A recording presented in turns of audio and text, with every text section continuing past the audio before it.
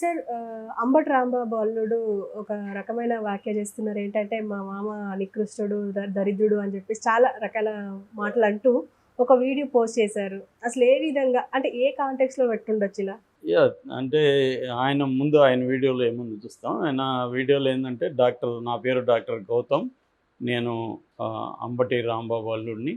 ఆయన అల్లుడని చెప్పుకోవాల్సిన పరిస్థితి ఏర్పడింది. దాన్నేమి చేయలేం, మార్చలేం.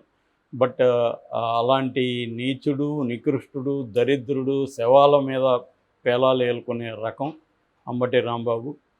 అతని మీద ఈ వీడియో చేయాలా లేదని నేను చాలా ఆలోచించి చేయాలని నిర్ణయం తీసుకొని మీ ముందుకు వస్తున్నాను. ఎందుకంటే అతను కంటెస్ట్ చేయబోయే పోస్ట్ అటువంటిది.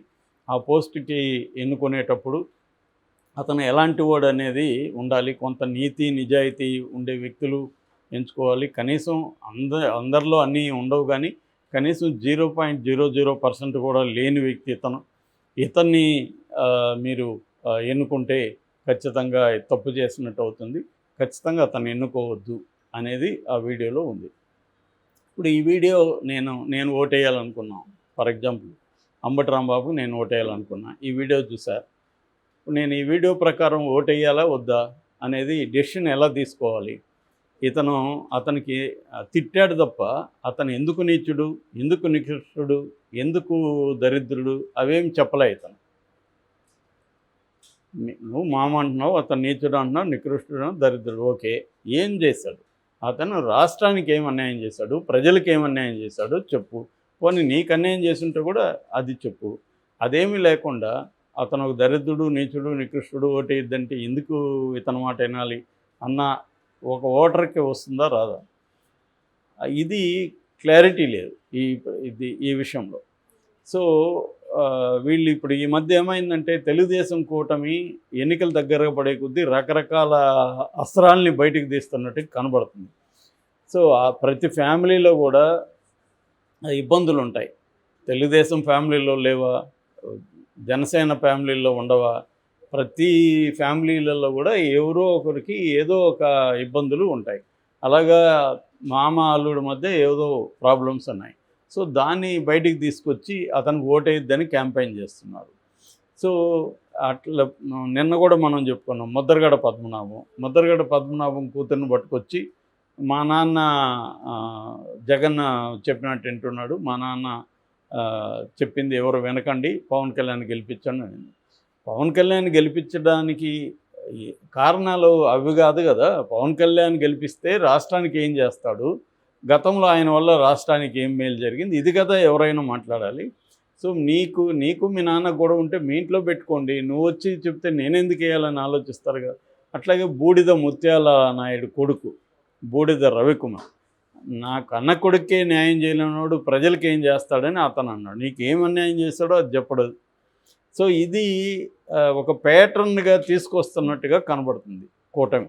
అంటే వెతికి పట్టుకొని ఎవరెవరి ఇండ్లలో ఏ ప్రాబ్లమ్స్ ఉన్నాయి, వాళ్ళకి వీళ్ళు మరి ఏం ఆఫర్ డబ్బు ఇస్తున్నారా, లేకపోతే వాళ్ళు ఇచ్చి ఊరికే ఎందుకు చెప్తారు? ఇన్ని రోజులు బయటికి రానోళ్ళు ఇప్పుడు ఇతనికి ఏమైనా అన్యాయం జరుగుంటే గతంలో ఏమైనా కేసు పెట్టాడా ఈ డాక్టర్ గౌతమ్? అతని మీద ఏమైనా పోరాడి ఉండాలి కదా. ఇతను సడన్గా ఎలక్షన్ ముందుకు వస్తే ఇతనికి క్రెడిబిలిటీ ఉండదు కదా. ఎలక్షన్ ఇంకో 10 రోజులు ఉండగా అతను నీచుడు, నికృష్టుడు, దరిద్రుడు అంటే నీ మాట నమ్మి నేను ఎందుకు అతనికి ఓటేయకుండా ఉండాలి, వేయాలనుకున్నాడు? సో నేను రాంబాబుకి వేయాలంటే అక్కడున్న ఓటర్సు రాంబాబు మా నియోజకవర్గాన్ని గతంలో ఏమైనా మంచి చేశాడా, మాకేమైనా మంచి చేశాడా, ఇవి ఆలోచించి నిర్ణయం తీసుకుంటారు. ఓవరాల్గా జగన్ వల్ల మాకు మేలు జరిగింది కాబట్టి ఇక్కడ రాంబాబు అనేది మాకు పెద్ద ఇంపార్టెంట్ కాదు అనుకొని వేసేవాళ్ళు కూడా ఉంటారు జగన్ ఫ్యాక్టర్ చూసి. ఎందుకంటే ప్రధానంగా చంద్రబాబును ముఖ్యమంత్రిని చేయాలన్నా జగన్ చేయాలన్నా అనేది ప్రధానమైన అజెండాగా పనిచేస్తుంది అక్కడ.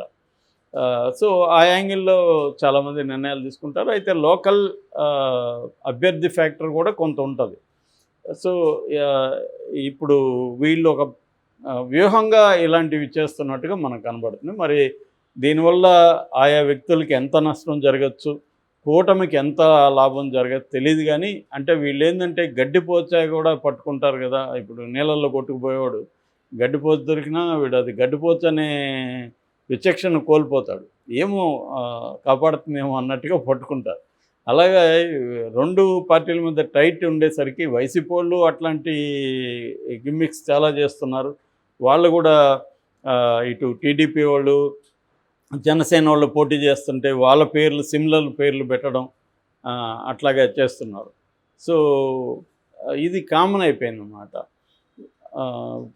అట్లాగే గ్లాసు చూసాం మనం. గ్లాస్ సింబల్కి సంబంధించి కూడా ప్లాన్డ్గా రెబల్స్ దగ్గర, తర్వాత ఇండిపెండెంట్ దగ్గర గ్లాసే కావాలని చేయించుకొని ఒక 40 మందికి గ్లాస్ ఇప్పించారు.